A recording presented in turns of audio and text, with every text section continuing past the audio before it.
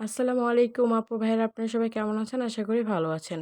আজকে আপনাদের সাথে শেয়ার করব নদীর পাঁচমিশালি মাছ, ছোট মাছ ভুনার রেসিপি।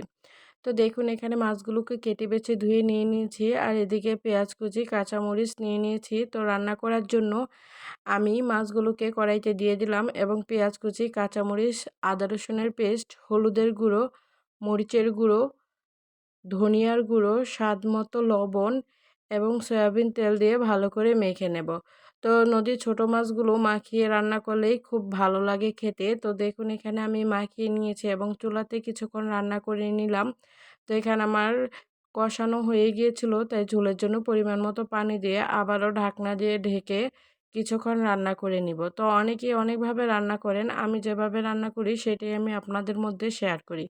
আমার ভিডিওগুলো দেখতে আপনাদের কেমন লাগে অবশ্যই কমেন্টে জানাবেন। যদি ভালো লাগে অবশ্যই আমার পেজটি ফলো করে যাবেন। তো দেখুন, ফাইনালি রান্না করা হয়ে গিয়েছে। তরকারিটা কেমন হয়েছে অবশ্যই জানাবেন। তো এভাবে কে কে আমার মতো রান্না করেন সেটাও জানাবেন। এতক্ষণ ভিডিওটি দেখার জন্য ধন্যবাদ।